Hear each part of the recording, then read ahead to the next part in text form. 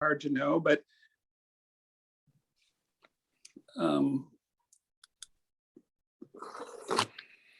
anyway, it's a Sunday afternoon. It's February. It's kind of cold outside. This is a good place to be. I'm glad to share my time with you, and thank you for sharing your time with me. My name is David Henion. My wife, Barbara, and I had a bakery in Amherst called the Henion Bakery. We were in business for 28 years.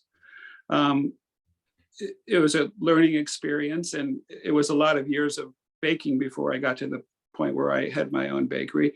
But in any event, my wife had 5 children, and I had 2 children, and we got married and then had one more child, a common child, Zoe, who's now 30. And the bakery was good for the family. Most all the kids worked there. It's a very small place. It was only 11 feet wide, 85 feet long, less than 1,000 square feet.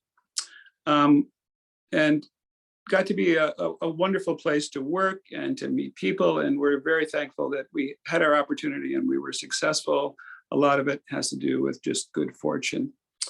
My baking career started when I was in high school. When I turned 16, my mother thought that I should get a job. And I was the oldest of 5. My mother was a homemaker. My father was an optician.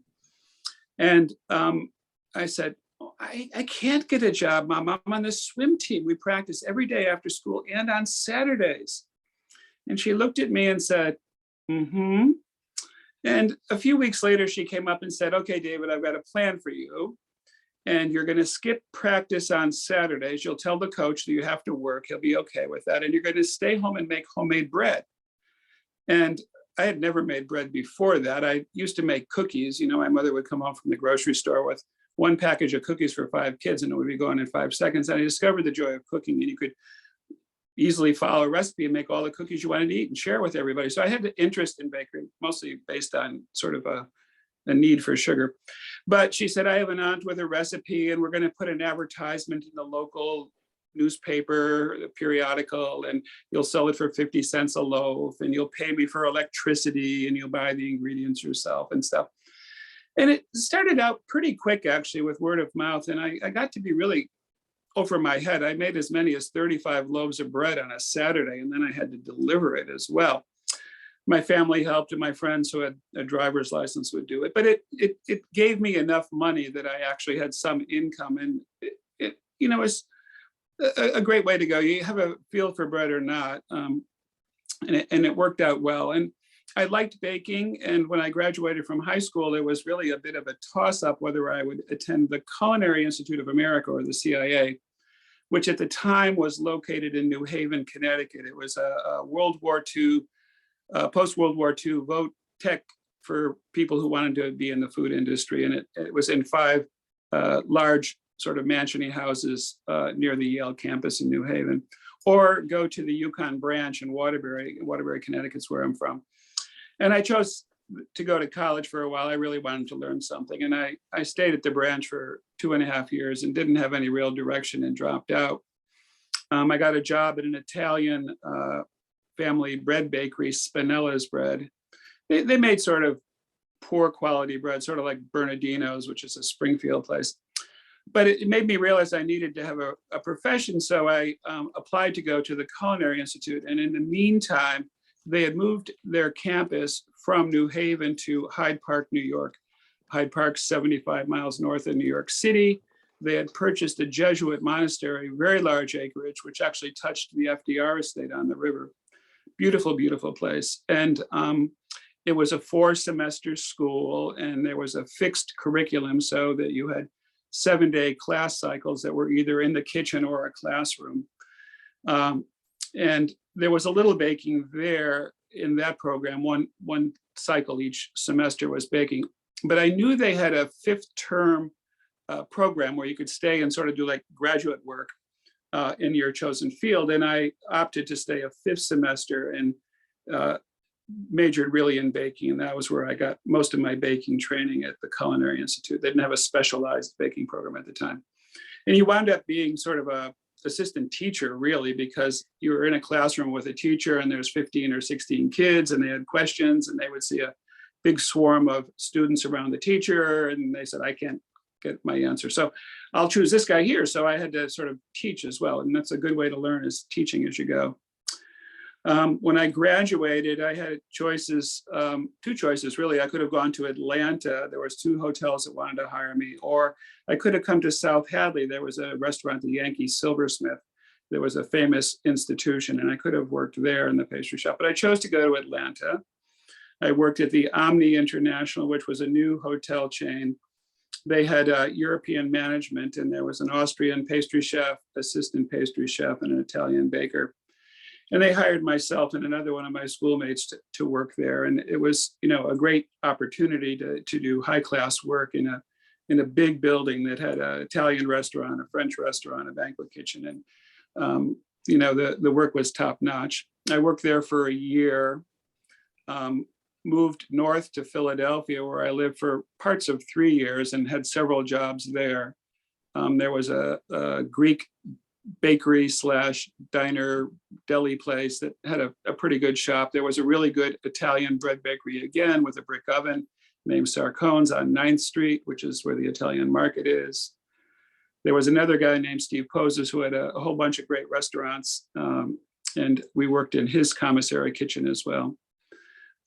In 1979, I moved to Amherst, and got a job almost immediately with Susan Nagley. Susan was a German woman, sort of a war refugee. She was married to Philip, who was a PhD in musicology and taught at Smith.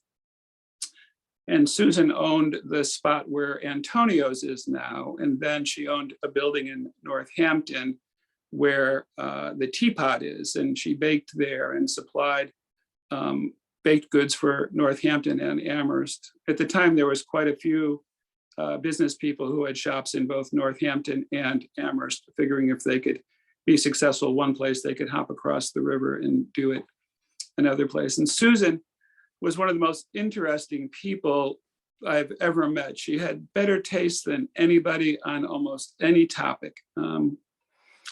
She wound up being raised in Germany during World War II, kind of close to the Polish border. And as the war was sort of coming to a fruition there and the Russians were advancing, she and her family moved ever west and wound up in Stuttgart after the war, and wound up going first to Cleveland with George Zell and the Cleveland Orchestra, and then to Smith. I worked for Susan for 3 years. I was the pastry chef half of the time, and I baked bread half of the time. It was a great, really classy place, and did great work there. I left Susan's after 3 years, and one of her former employees was a French guy from Grenoble named Michel Fiat, and he had a wholesale bakery in East Hampton. And I went and worked for Michel for about 6 years. And then after that, I worked at the Black Sheep for Nick Seaman for an equal amount of time. And that was a good opportunity to be back in Amherst, which is where I'd moved to originally when I came to the Valley. There were some financial hiccups there, and I left the Black Sheep and went and was the pastry chef at the Swift River Inn, which was owned by Peter Laird, one of the creators of the Ninja Turtles. He had a lot of money, and he sort of did a humanitarian thing by revitalizing an old cross-country ski place that was in Plainfield, which is a very rural Berkshire town.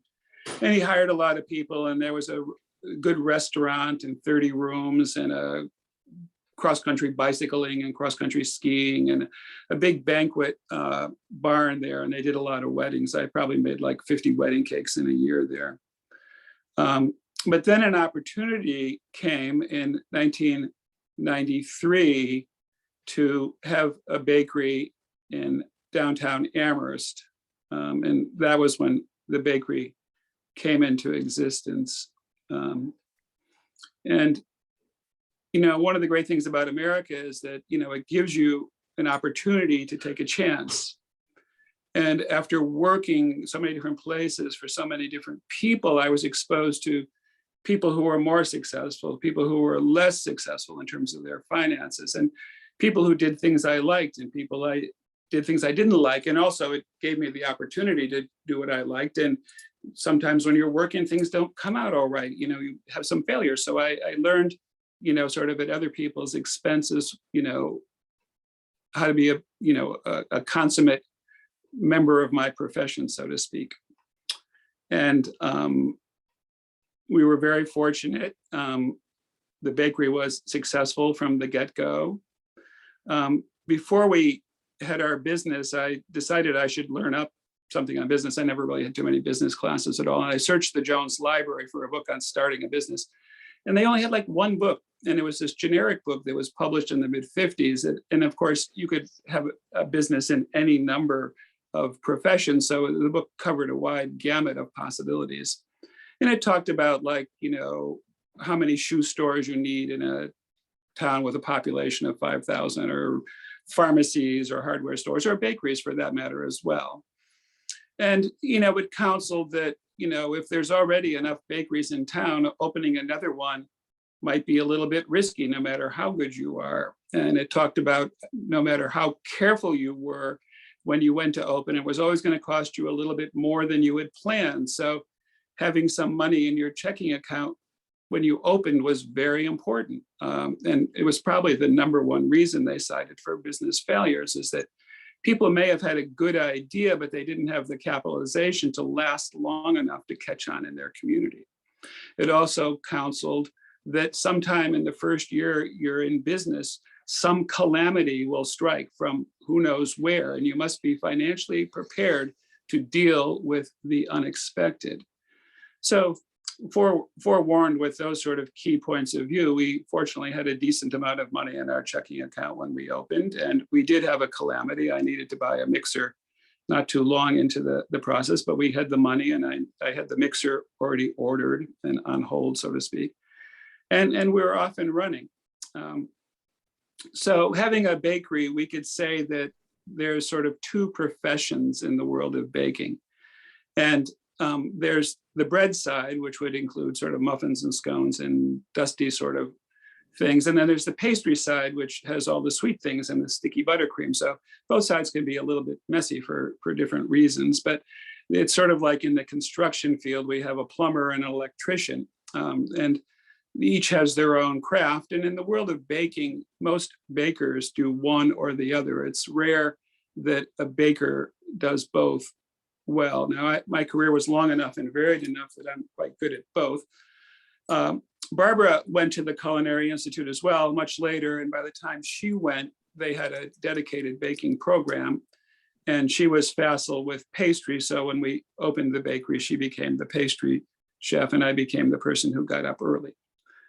If I had my druthers, I probably would have preferred pastry, but in any event, I did the wedding cakes when there was wedding cakes to be done. I liked to do that. Key points in having a bakery business that I would want to point out is that productivity is really incredibly important. You have to be able to make a lot of things fast. And in the beginning, you would do this and this and this, and you say, okay, I got the hang of this, this is good. What else can we add to the mix? So then you think of something else, and it was sort of like a juggler, and you start out with a few balls, and before you know it, you have a lot of balls in the air. The corollary to that is consistency, that when you bake things on a daily basis, it has to be like consistently of a level of quality. And of course, you want the quality to be as good as possible.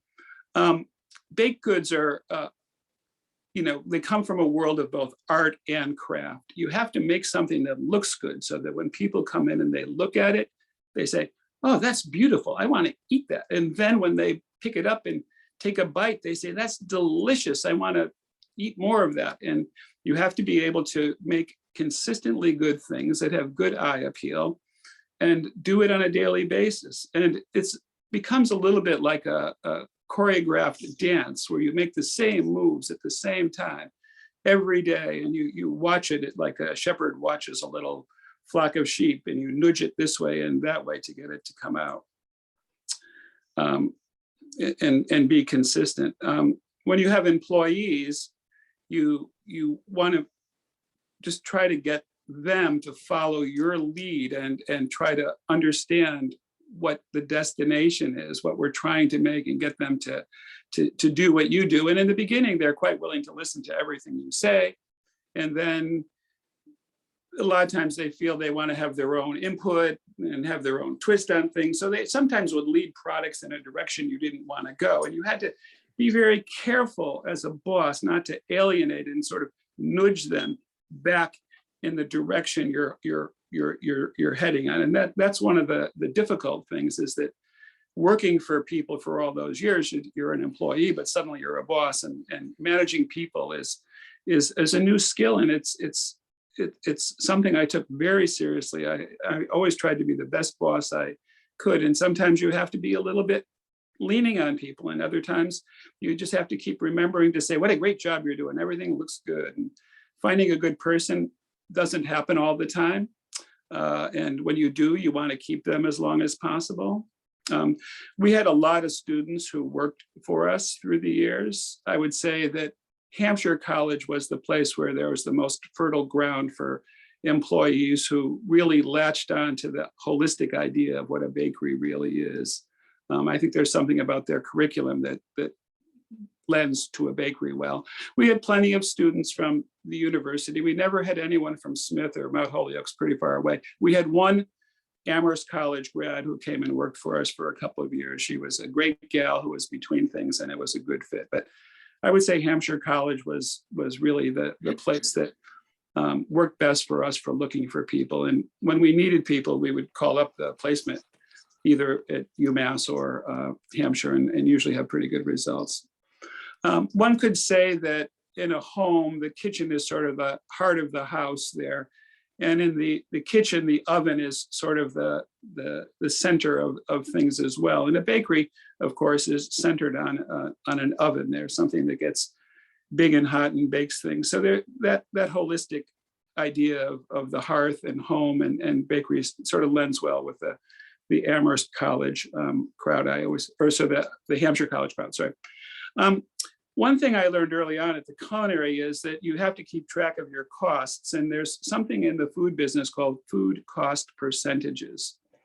And at the school there was a great teacher there, and he was saying, in a bakery, you should have a 20% food cost. And what that means is that if at the end of the month, if you sold $100 of food, the cost of the ingredients to make that food should be $20 or 20%. And we had a bookkeeper who monthly did our numbers. And of course, it's always in arrear, at least a month and a half by the time the bookkeeper gets you the last month's numbers. It was never a crisis that we needed to know exactly where we were. Fortunately, we always had plenty of money in the bank and didn't have to worry about that. But the first thing I looked at when I got the numbers from the bookkeeper was, what was the food cost percent for that month? And the ideal number is 20.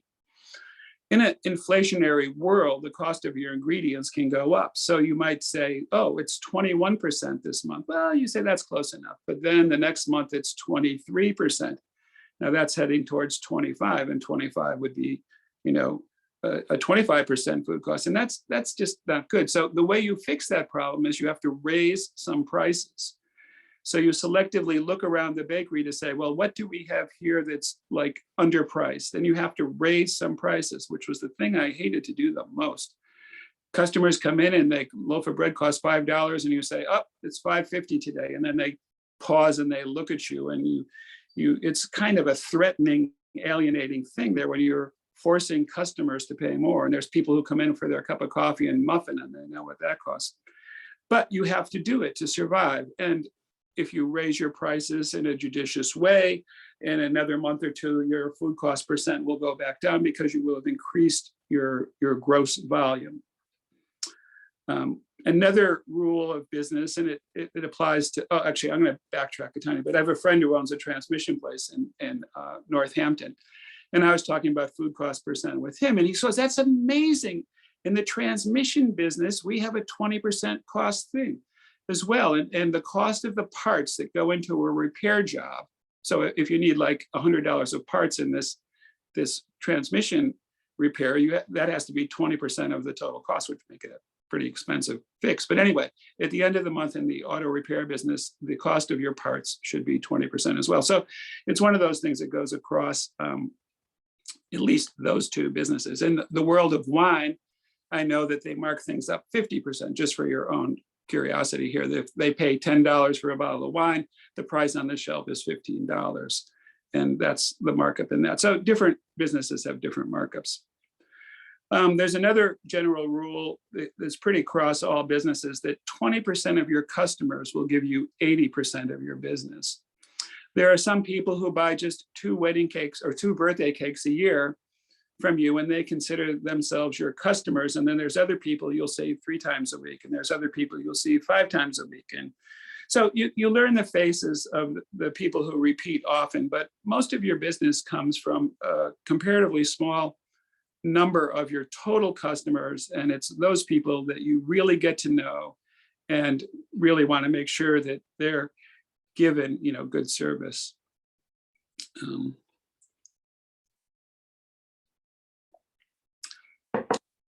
There's, as a casual observer of the main street in Amherst, there's been several sort of changes through the years. And the most obvious and first one to say is Amazon came along, and every bookstore and record store, with only 2 exceptions, there's the Mystery Train record store and the Amherst Books, they're still sort of in business. I guess there's a used bookstore too under the works. But in the world of capitalism, I believe that Amazon is the next step forward, that it has a business model that is changing things. Walmart used to be the big devil of business, driving people out of business, but Walmart's been trumped by Amazon. We're fortunate. Amazon does not yet deliver croissants by drone. When that day comes, bakeries may well be in trouble. Fresh hot bread and croissants could be raining from the air. But I will backtrack and say that there was one force that really took us by surprise, and it was the Atkins Diet, which most people sort of smirk and say, how silly, but many bakeries closed. Bakeries sell carbohydrates, and the rule of the Atkins Diet is that carbs are bad and fat is good, a totally contrarian point of view. We lost 30% of business, and the amount of money that we had on a daily basis in our checking account was getting smaller and smaller. It never became a crisis. But fortunately, as a force of society, it sort of faded. And customers who used to walk past the bakery like this came back in and bought a cheese croissant because they knew there was a lot of fat in a cheese croissant, and they were happy, they were satisfying their Atkins thing. But we were totally blindsided, and it was a force of society that was bigger than us. And it was one of the reasons we were so lucky. That was the only one that really nicked us.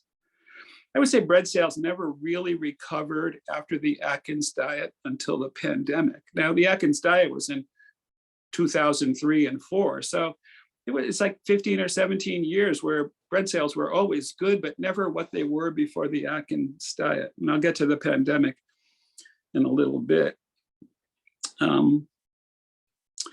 My father did own his own eyeglass store for a while, or quite a while, actually. He retired with it. But one of the things he said to me, he goes, David, you're going into business. You must give back to the community that gives to you. And he was a member of Lions Club, and Lions' big charity has to do with vision and eyeglasses. And he was quite happy and felt content that by being a member of the Lions Club, he was doing something to promote goodwill and giving back to the community that supported him. And from my own point of view, and arts are really important to me, I served 6 years on the Amherst Design and Review Board, which was an Amherst town board that had to do with architectural buildings in the geographic downtown Amherst and signage, as well as town property outside of the business district.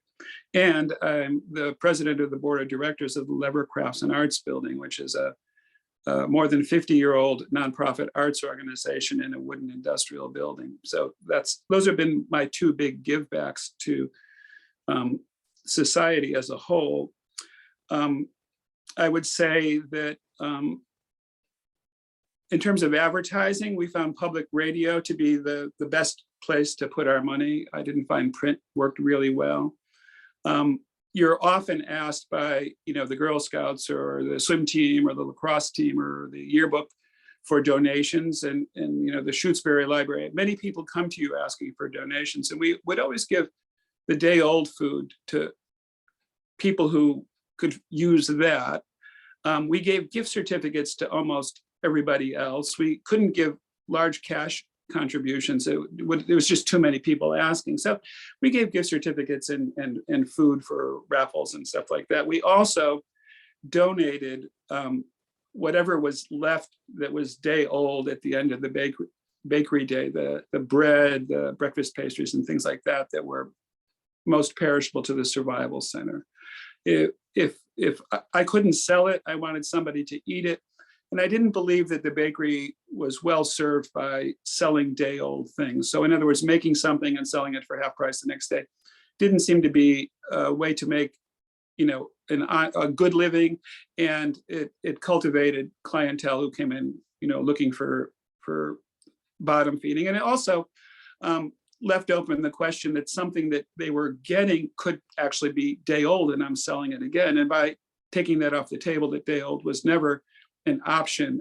Everybody was comfortable coming in knowing everything was baked fresh and something that they could count on.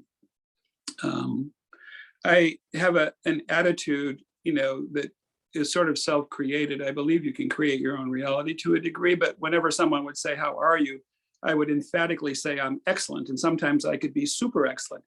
And that would always set people back on their heels and say, "Wow, I'm just okay." And I said, "But you too can be excellent. All you have to do is just say you're excellent and you become excellent." When customers asked how business was, regardless of how it was, we always said it too was excellent. You can create a very positive world for yourself by just believing in excellence. And it's not that I was trying to pull the wool over somebody's eyes, or I didn't say it with emotion and feeling, but you too, whoever's out there, can be excellent. You just have to choose to be excellent. And it's I think a lesson that is something that's quite valuable in every walk of life. I'm a very creative person. I carve stone, I carve marble with hammer and chisel. I'm a ceramic artist. For I don't know, at least 10 or 12 years, did 4 craft events a year. I have, a big gas kiln, electric kiln, make a lot of ceramics. The clay is like the dough, and the glaze is like the egg wash, and the kiln's like the oven. It's not so different than baking bread. It's just that baked goods are very transitory art forms because they're eaten very quickly. They don't last too many days. Where ceramics, it's kind of breakable, but it could last a long time until you break it. I also do a lot of growing of plants. I sort of believe in growing things. I sold plants in front of the bakery for the last 3 summers, and I grow all the plants myself. And I think I shared some joy with people who like plants. And I hope I've applied to be a vendor in the Amherst farmers market in the coming season. My application's in, and I don't know if I would be accepted, but I want to sell plants and some ceramic pots as well, plants and pots. I wouldn't do it every week, but I would be one of those at Liberty guys to show up when I had enough stuff to share with the community. How are we doing on time? Okay, so I want to talk about a couple of books here. If you're interested in baking bread, this one here called Flour, Water, Salt, and Yeast. The author's name is Ken Forkish, Forkish, is an excellent book on yeast-less sourdough baking. He has a bakery in Portland, Oregon. He likes to bake his bread very dark. I don't think I could have sold loaves at the bakery as dark as he likes to bake them. He makes a lot of yeastless sourdough ones. There's some books that the people who own Tartine, which is a bakery in San Francisco, have put out.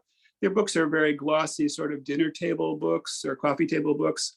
The Tartine books are actually kind of hard to follow the recipes. The flour, water, salt, yeast one is got good, clean sort of explanations that are easy to latch onto. I'm going to talk a little bit about the baking part and the bread. I'm going to leave this living room and go into the kitchen where I'm going to show you how to start your own starter at home. It's very simple. Then I'm going to mix up a batch of yeastless sourdough bread. And I'll explain how I'm going to do that. It's not based on any recipe, and it's just sort of like the concept. And then there's a 10-minute video I've made that'll take you through the rest of the steps after I mix it through baking, so you could see the steps, how I do it at home. And then after that, there can be a question and answer period as well. The other book I'm gonna, and this, I read it as a library book here, and it's called Never Home Alone. And the author's name is Rob Dunn. So this is just a screenshot of the book, and it cut off the author's name at the bottom. He's a biologist in North Carolina. And it talks about us as individuals. And, you know, man's idea of man is that like we're big solo things and we go through the world on our own and stuff like that. But, you know, in recent years, the idea of the biome that is within us, the host of creatures that live within our intestines, and they're the ones who do all the work that you know, digests the food we eat. It's not like we're in this alone. Without them, we would not live very long. So if you take a prescription of antibiotics that lasts for a number of days, it indiscriminately kills a lot of the creatures that are in your intestines. And then, of course, diarrhea, not a pleasant topic, is something that we're faced with. And the reason is the food just goes right through us. It's not digested at all. So there's a whole world of itty bitty creatures. And I don't know what % of our body is actually other creatures, but there's a lot of bacteria in us. We're not doing this alone. There's a lot of little mites that live on our skin and in our eyebrows. No matter how carefully you wash, they're going to be there tomorrow. And there's peculiar things that come through the pipes, you know, and your shower sprays all this stuff on you. If you really knew what was in the pipes there, you would just want to sell your house and start all over. But the same thing would happen. But anyway, so yeast is one of those things that's in the world around us, okay? And it's our little helper. And I tend to think of yeast as sort of like mushrooms. It's a good analogy in that there's lots and lots of kinds of mushrooms. They grow all over the world. And there's lots and lots of kinds of yeasts all over the world. So people go to San Francisco and they say, oh, I just love the flavor of the sourdough bread from San Francisco. And the tang of the bread comes from whatever the native flora and fauna of yeast is that just covers a vast area of geography. And of course, without a microscope, we really can only just sort of guess at its, you know, circumference. So here in the Pioneer Valley, we have our own flora and fauna of yeast. And if we were to go to Tartine in San Francisco and ask if they would give us a little of their starter, and they were nice, and they did, and we brought it back, we flew with it in the plane, and we started using it to make our bread at first. And this is conjecture on my part. I think this is the way it works. I could be wrong, but it's the way I understand it. The local flora and fauna of yeast would slowly hybridize the imported versions and eventually subsume it. And you would be left with whatever the predominant species of yeast is in this area. Now, you can buy yeast that's commercially prepared. There's a number of manufacturers, and they're like drug companies. Like the recipe for penicillin is such, I think it's based on a fungi, but they take that penicillin and the little seed, they have to lock up someplace where it doesn't cross with other funguses and become a new hybrid of something. So the commercial yeast producers have their own specific little kind of yeast that they themselves have, probably by copyright now, the right to use. And they'll bring out that little bit of yeast and they'll grow some here and they'll grow more and more and they'll make a big batch of yeast. And there's two big yeast companies. One's called Red Star and the other's called Eagle. Eagle's a company from Canada and Red Star is an American company. And I find that the Eagle yeast really works a whole lot better. So one could say if you had a cubic centimeter of Eagle yeast, it would have, say, 1 million yeast cells. I'm just using that as an analogy. And the Red Star yeast has its own strength, which I found to be less, perhaps. And it's called compressed yeast, at least when it's fresh. They roll it out in a great big sheet, and then they roll it up, and then they get it's grown in malted barley. So really what you're holding is barley that's impregnated with yeast. You're not holding like one big yeast. And they press it into a block. And if you were to cut a cross section, you would see it's like a big spiral, like a jelly roll, and it's all compressed together, which is why it's called compressed yeast. More recently in history, they have developed dried yeast, which is far more convenient, and yet a different species of yeast that works well when it is dried and then rehydrated in water. So it has characteristics that work to its own advantage. And there's plenty of places where dried yeast is far more convenient than fresh yeast. But I always found I got a much better result from fresh yeast. When people came in the bakery and wanted some, I would always either give them a small little hunk or sell it to them if they wanted a bigger hunk. If people wanted starters, I would always give that away. I was always want to encourage people to bake. Over the course of the years, I would say there was probably 6 or 7 students who must have been frustrated with what they were doing and decided they wanted to learn to bake bread, do something real, instead of living in the other world of intellectual thought. And some of them were real natural and good. There was one kid from Amherst College. The rest were all from UMass. One kid was really, really good. One kid actually came to work for me, actually, Natan, who was from Queens. And they would bring in their loaves, and I would look at it, and I would try to guess how to make them do it better next time and give them tips and stuff like that. So there is an interest in baking bread, and yeast is what does it for us. So a sour culture is made by stirring together some flour and water. Now, Susan Nagley said you should use rye flour to make a starter, but I know that it works with wheat flour as well, but I think rye actually works some better. One guy I worked with started with rye flour, water, and a little bit of sour cream because of the lactic acids in there. But you can just stir together some flour and water. You make kind of a thick paste out of it, like wallpaper paste. You don't want to start out with too much because it takes 5 days to make an active working culture. And the second day you'll look at it and say, it's done nothing. But you add a little bit more water to it and a little bit more flour, having the same soupy wallpaper pasty consistency. Then the third day comes and you add a little bit more, but you're starting to see a few little bubbles, not many. And then the fourth day, you give it more water and more food. And by the fifth day, you build it up to a fairly large mass, but it's actually seething with life. And what it is whatever the native yeast is, combined with a bacteria. So it's a little bit of a symbiotic thing. And usually they're lactobacterias, and I don't have names for them because there are a lot of them.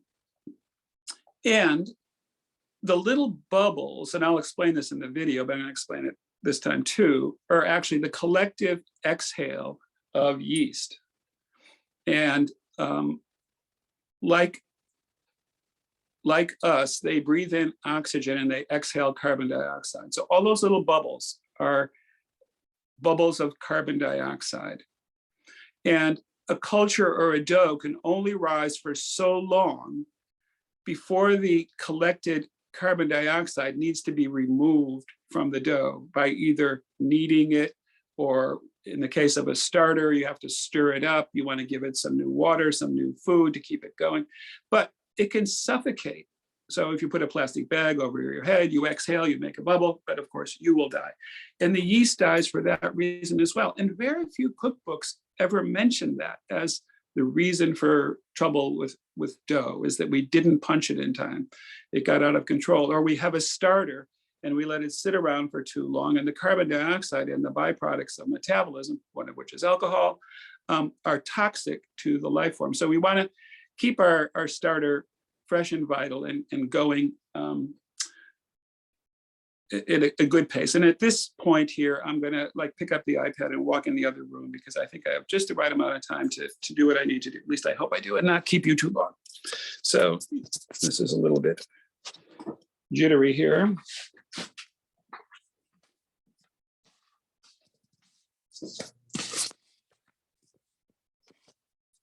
this look like?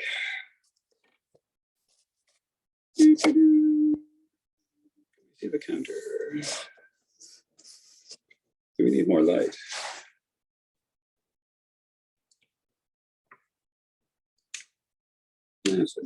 How about this light? Okay, I have here a glass beaker. You could keep your starter in plastic. That's more realistic in terms of breakability. In glass, you're likely to break it. But we can see what's going on here. So I'm going to get 1 cup of water.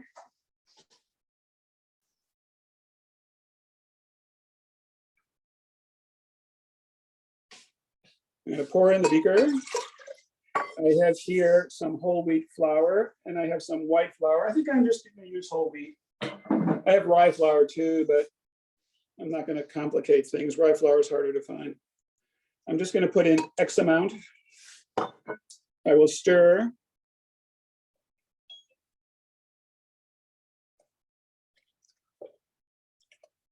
Okay, I don't know if we can see this here. It's a pasty paste here. This is what we're looking for, this nice soupy, loose sort of thing. I'm going to scrape down the sides.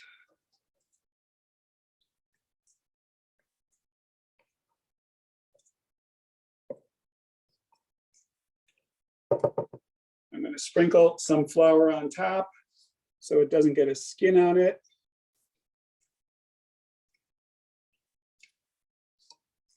And I'm going to leave it on my counter at room temperature. Tomorrow, maybe I'll add a half a cup of water and flour to make a paste. The next day, maybe a half a cup. Once it starts working, you could see that this can make a lot of starter pretty quickly. But anyway, this is how you make a starter. Anyone could do this. And there's some idea that the yeast that's actually on the flour from the fields of North Dakota is what might start the process. But I'm still willing to think that the native flora and fauna will give you a sour that will taste just like all the starters around here do. So now to make the bread before the video, I have in this bucket here a starter that I made with 1.5 cups of water and half whole wheat and half white flour. And I'm going to, it's fully risen. I don't know if you can see. Let's see. There's a lot of bubbles in here. If you taste it, there's a sour flavor. You don't want it to be too sour tasting. That means there's too much acid that's built up and you don't have so many yeasts per cubic centimeter. Like with the compressed yeast, you have a lot of yeast in a cubic centimeter. With a sourdough, you have less. It doesn't move as fast. So I've taken all of my starter except, I don't know, 1/4 cup or something like that. I'm leaving in the bottom here, and I'll add water and flour to this for my next batch of dough. But we're going to forge ahead and make my bread that we're going to see in the video. Here I have a container, and I have some mixed grains I was able to buy from Champlain Mills. They're 7-grain mix, which I've soaked so it's not hard like bullets, and it's tender, and it's going to add a mixed grain and a nice chew to my bread. There was about 2 cups of the grain, and I filled it with water. So in this particular case, the wet for this batch of bread comes from the residual water from the grain, and then I'm going to add another cup of water to this. I guess we can see what's going on. Oops. So here's the next cup of water.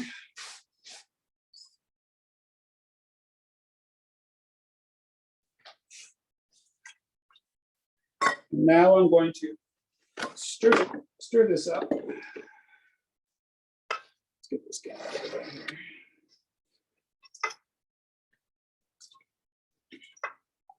So this is very soupy right here. It's the starter. I don't know that I can really do this. So we have the starter, the grains, and some water. I'm just going to add flour to this until I get a consistency I'm happy with. It's a consistency that I could attain by stirring by hand. This is a bigger batch of bread than you're going to see in the video in a minute or two. But this is whole wheat flour that I purchased. It was grown in New York State. It's kind of finely ground. I'm going to stir this in. Then I'll add some high gluten flour to make this a hybrid that's sort of 50-50 whole wheat and white. In the bakery, I found that nobody really wanted a loaf of bread that was 100% whole wheat.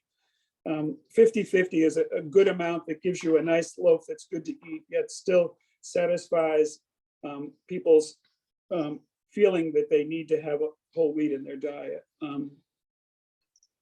So I don't know if we can see this, but it's kind of gloppy here. We can see the mixed grains and it's kind of pretty. And then down here I have the high gluten.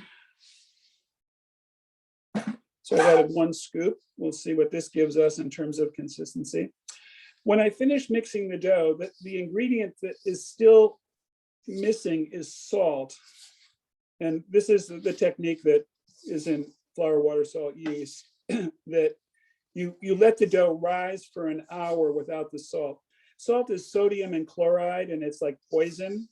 So it acts as a brake on the yeast to keep the yeast from getting out of control. The biggest mistake in the bakery that happens with an unfortunate degree of frequency is someone forgetting to put the salt in the dry ingredients. So when you mix the dough, there's no salt in there and you can't see it when you mix it. And only when you see how fast it rises do you realize that the dough has no salt. And it's not so much that you can't control the dough, but the food doesn't taste good. And the crust color isn't good. It's just not a good thing to do. But anyway, salt supplies a balance for the yeast and flavor that makes the bread delicious. So actually this consistency is pretty much what I'm going for here. I don't know if you could, it's not something you could really knead with your hands. It's a little bit sticky. In fact, this is even a little bit stiff, but this will be fine. So I'm going to mix this till it gets to the consistency I like, and I'm going to stop. And you'll know that I'm going to wait an hour and add the salt. And for this much dough, I'm going to put 2 tablespoons of salt, and I'm going to get the dough kind of wet and sprinkle the salt, because the salt has to dissolve in a little water to get spread throughout. And then I'll punch it a number of times, and the video will show the rest. So this is that, and I'm going to say to Mindy, it is now time to play the video.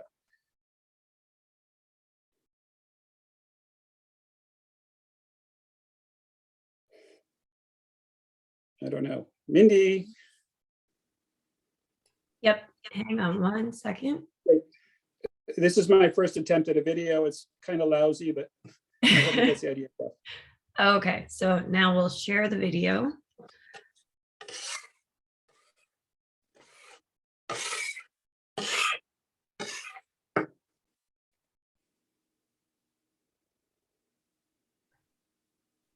Hang on 1 second.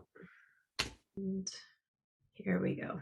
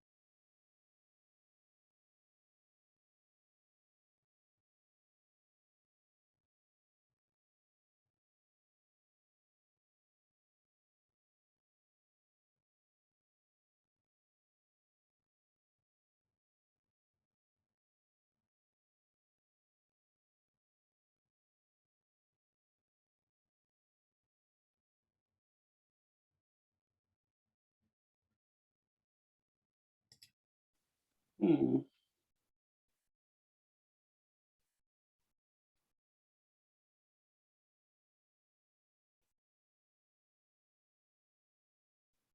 Is that the, Well, maybe that's all the video there is. I think that's where it ended. Okay, well, anyway, we're back.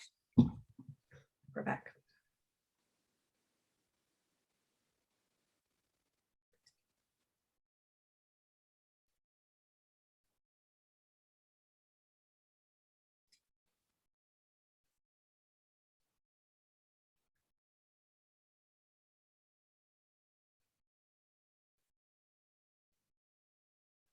Anyway, I'm not sure if there's people there, but I guess I'm supposed to be talking. I don't see anything with a black screen. The video apparently had two halves, and one half is sort of lost, but the remainder of the video would show me putting the bread in the oven. I have a little spritzy bottle. I spray some water in there to create some steam, and taking it out and slicing it and seeing what's inside. I baked the loaves at 350 in a home oven. In the bakery, I would bake those loaves at closer to 450, but the home oven is so small. Oftentimes the calibration on a small oven is way off, and they tend to be hotter than they read. You really have to sort of know your home oven to know what's right. I just bake it on a sheet pan. In any event, it makes a nice sandwich bread. It has the mixed grains and sunflower seeds. Nice toothsome loaf with a good crunch when you eat it. Makes great toast anyway. And I guess at this point we could open up to questions.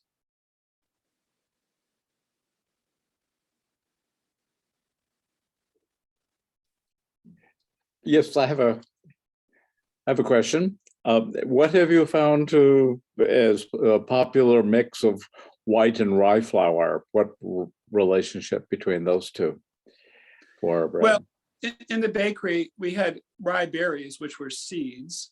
We had very coarsely cracked rye, which was called rye chops or pumpernickel meal.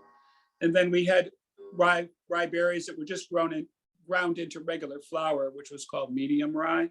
There's also a rye flour you could buy that they take the bran off of, called white rye. I'm not even sure it even could be bleached, but I never used that. In the bakery, we always used unbleached and unbromated flours. Bromine is a gas like chlorine, and it makes the flour white. Elizabeth David wrote a great book on English bread and talked about how the wealthy people could afford flour that was sifted and they didn't have to eat whole wheat flour. And then the whole idea and the populace was that white flour was better for you because that's what the rich guys ate. So you could buy all these flours in different grains. To go back to the idea of the seed itself, or a grain, like a grain of rye and a grain of wheat look almost identical. You would know it once you planted it, but they're just kinds of grass. But the best way to think about flour would be to think about the peanut, actually, which actually grows underground, but it has all the same elements and it's easy to understand. We've all eaten peanuts. Outside is the husk. We do not eat the husk. Rye or wheat or rye has chaff on the outside, and you maybe have seen videos of people with blankets and grain throwing it in the air and the chaff blows away and the seeds fall to the earth. But you have to separate the indigestible bran from the seed, which is what you want. So you crack the peanut, and then inside is the peanut, and it has a skin on it, and that is the bran. Okay, and I don't know if you'd like to eat peanuts with skins on it or not, but the bran's supposed to be good for you. Then you could take the skin off, and you have the raw peanut itself, and it splits in half quite nicely. And then there's a little tiny nib in the bottom, and that's where the germ is. That's where the spark of life is.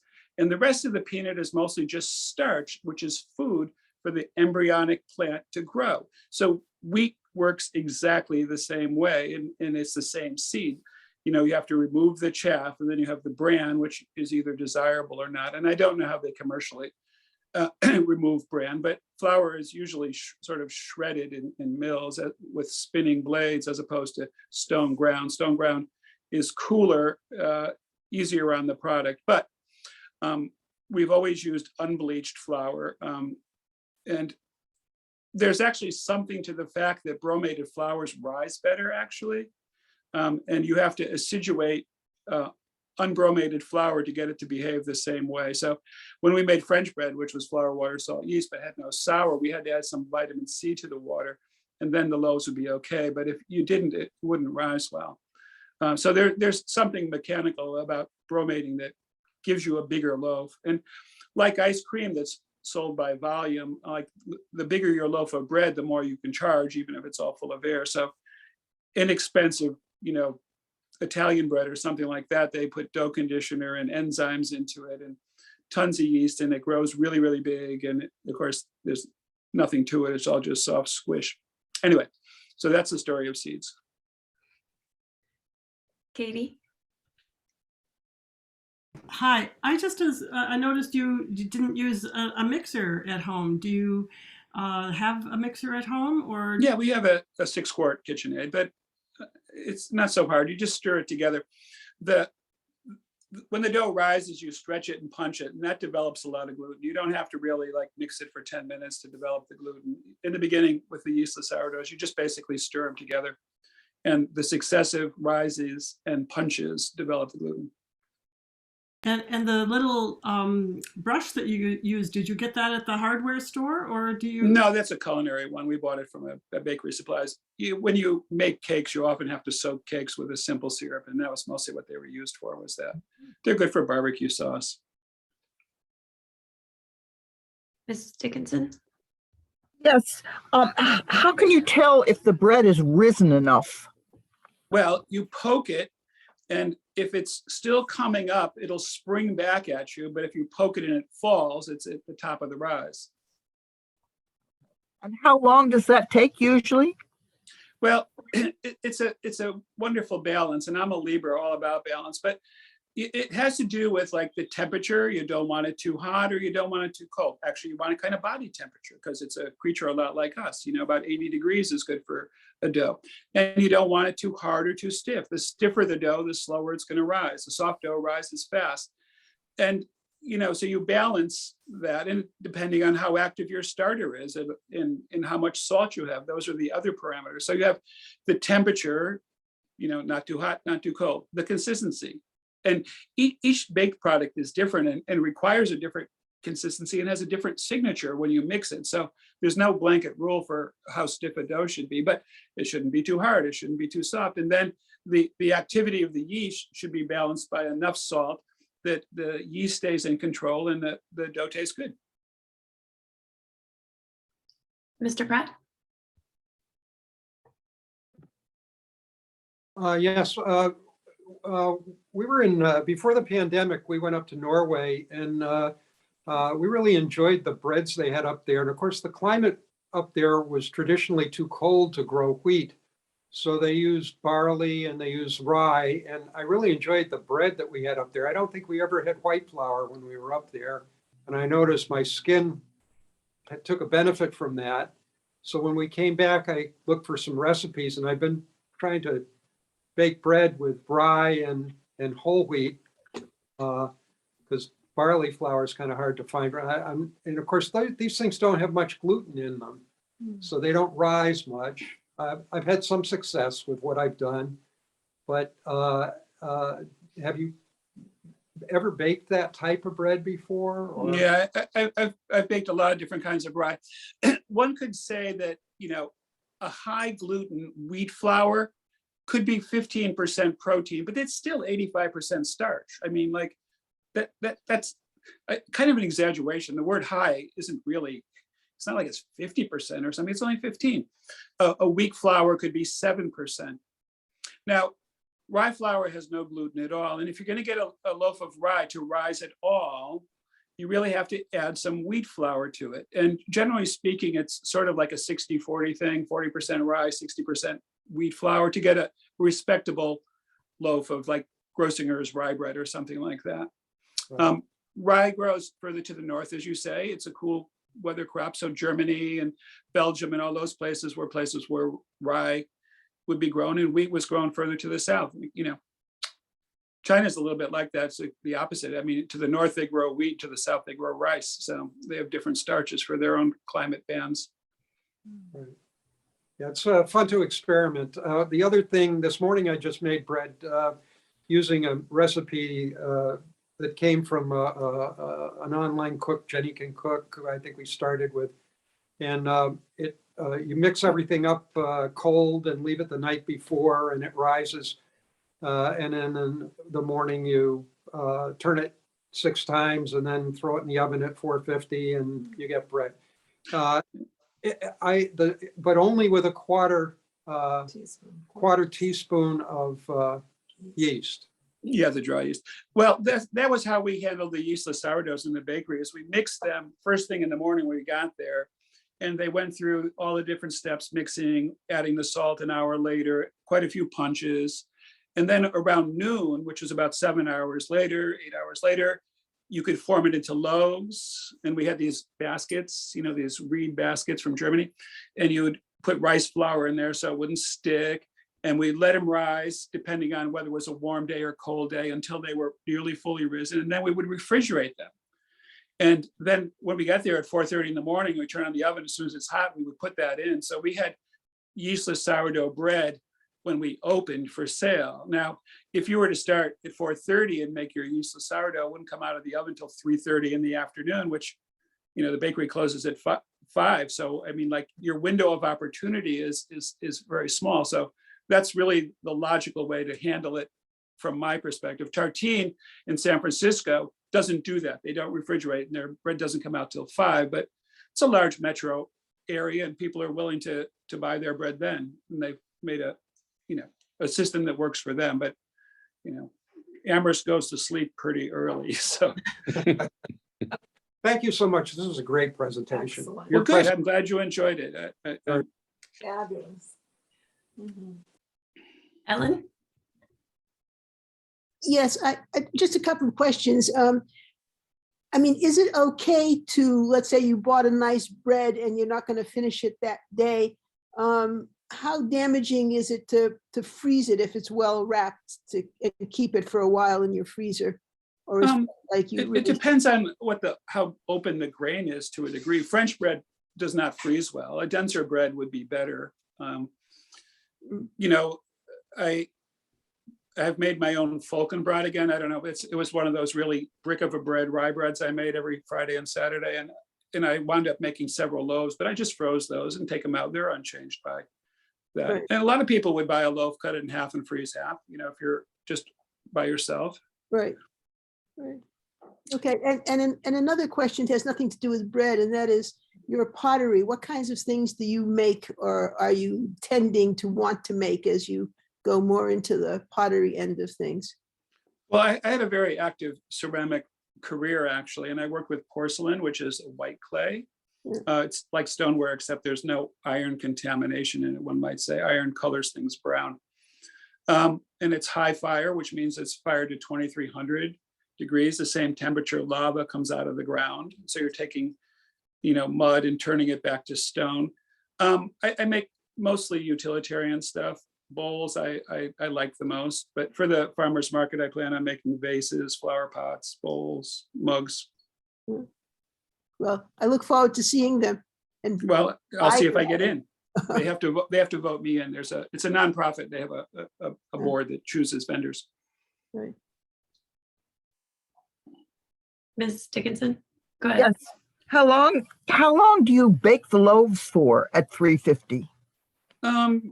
Till they're done. I mean, my video showed that, and it got, half of it got lost someplace in the world. Anyway, but you want to be able to, if it's in a loaf pan, it's hard to tell, but you want to take it out and look at the bottom, see if it's brown. But if you tap the bottom, it should make a hollow sound. You know, that's really, tapping the bottom is the key to that. And till it's done is the answer. I don't have an answer for you. Okay, well, approximately. Can you know. give me a range? How big's your loaf? How hot's your oven? 350. Right? And how big is your loaf? I don't know, 45 minutes.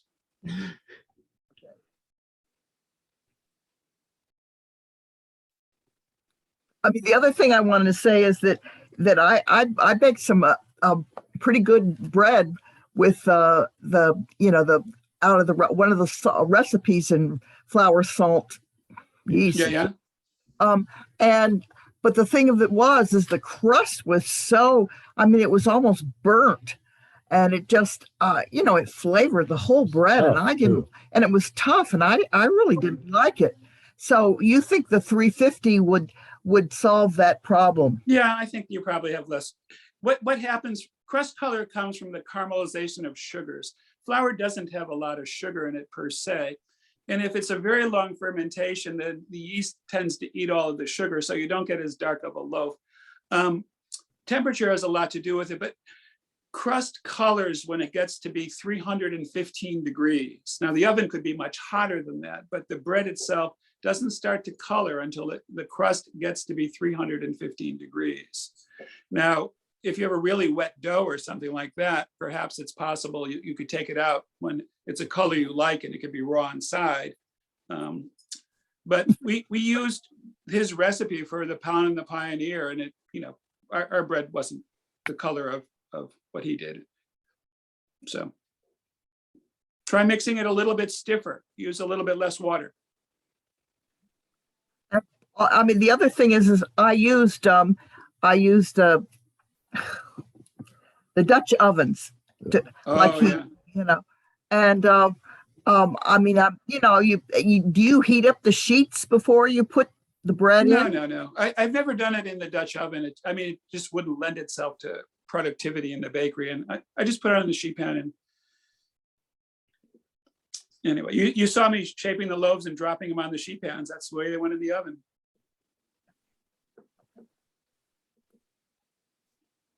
Jill? Yes, the video, you were by feel judging how stiff a dough you wanted. I just wondered, in the normal sourdough, what kind of hydration do you usually go for? Maybe you do it entirely by feel, or is it 70, 80%, 75%? Well, I don't know the percentages. I can't do it, that math. I mean, oh boy. We started with a starter that used 1.5 cups of water. That had like 12 ounces of flour. Then we weighed, I don't know, maybe 10 pounds of flour. And I would put 3 quarts of water into the mixing bowl with the starter and that flour, and I would get what I wanted. And I'm sorry, I can't come up with a percentage with that. And there was a feel I wanted. I did it every day. I knew what it looked like. When you're standing there with the machine, you use like all your senses. I mean, you use your ears to hear how much drag the dough has on the machine. How hard is the motor working? How's the bowl thumping? You use your eyes to see. Then you use your hands and touch. I suppose you could smell it, but you use 4 of your senses there, just to get, and when you touch a dough, it's best to sprinkle flour on it because they're almost all sticky. And you say, oh, this is sticky, but you can't tell how hard or soft it is if it sticks to you. So throw a handful of flour and then squeeze it, and that'll give you a truer, read on its consistency. I just one last question along that line. Did it vary from summer to winter because of humidity in the air, what you were doing? Yes, indeed. There's a majestic switch, and you'd be much better off to buy all your flour in the winter when the flour is really dry, and add the water. The landlord paid for the water, and it was free. So, like bread is, like in a loaf of French bread, it's 40% water. So that, like the food cost was 0 for 40% of your loaf. So you in the summertime, you had to be very careful and back off on the water because it would get too soft really quick. Thank you. Very great presentation. Thank you very much. My pleasure. Thank you. Thank you. Thank you. That was great. Thank you so much.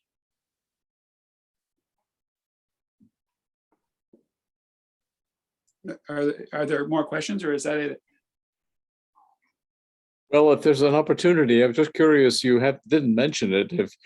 Did you make bagels? No, Brugger's did that. Why would I do that? Bagels also need to go into boiling water. It's a very sloppy process. At school, I made bagels, and it's a very stiff dough, the stiffest of all doughs. And the mixing machines have like 2 motors on them because the motors will burn out because the dough is so stiff. And it's hard to shape them into that round shape. and they rise very slowly. So they often would let them rise overnight in the refrigerator and then take them out.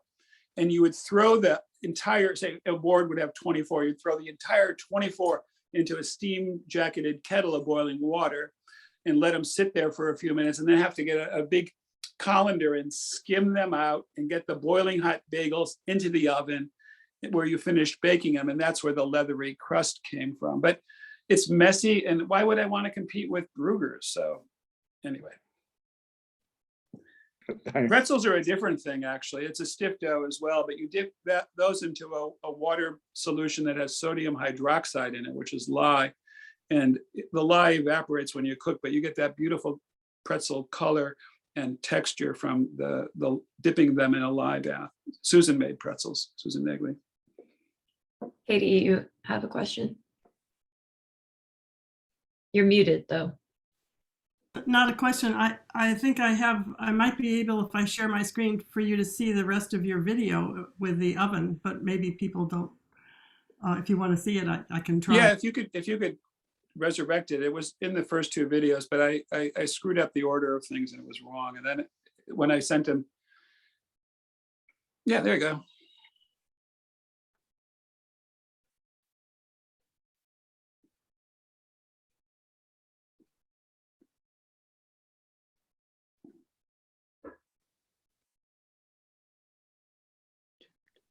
I have a water bottle with a little pressurized thing on it, and I spray it into the oven. We have a gas oven, so you don't have to worry about electric elements. The idea is you want to get the water to touch the hot metal and turn to steam right away. And the steam keeps the bread from forming a skin, and it allows you to get a bigger loaf with a nicer crust. So I'll apply steam several times.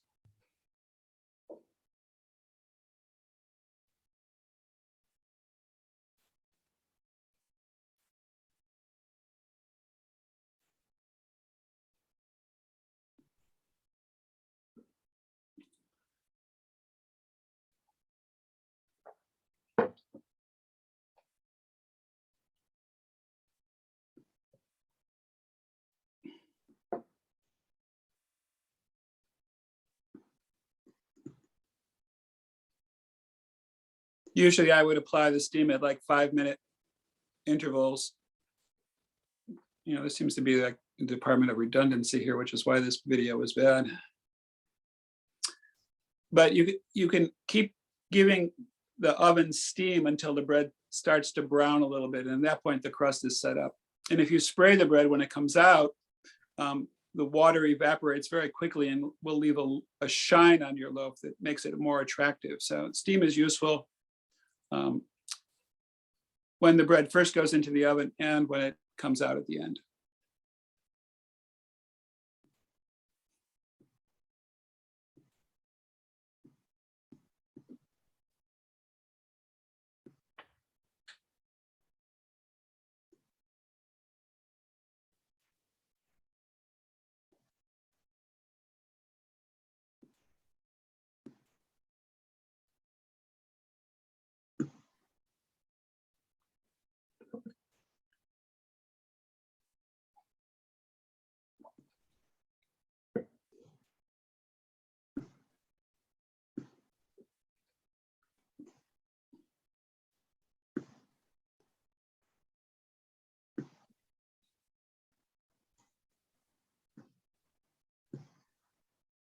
If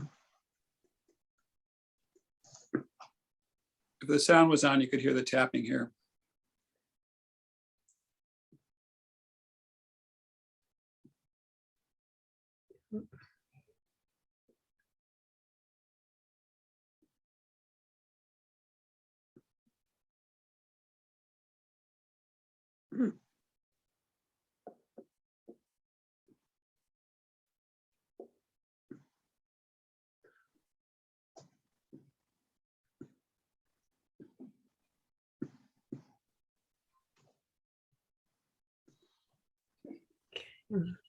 Nina?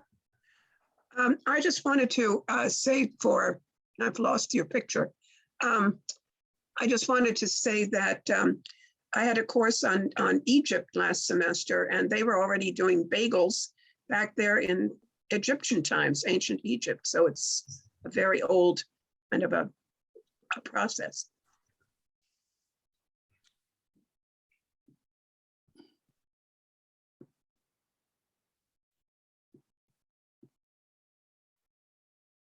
Did you make, if I could jump in, ask again, did you make ciabatta, which is? No, as I under- didn't do that. I didn't do that one. There's a lot of kinds of bread. It's easy to make far more bread than I could sell. The idea was to make exactly what you sold in it. It wasn't the case. And the Survival Center was the beneficiary of it. But you can't make like 10 muffins and sell the last muffin to the last person walking in. The last 2 people will come in and say, there's nothing to buy here, and turn around and leave. So you need to have enough food. Mhm. Overproduction is unfortunately part of the deal.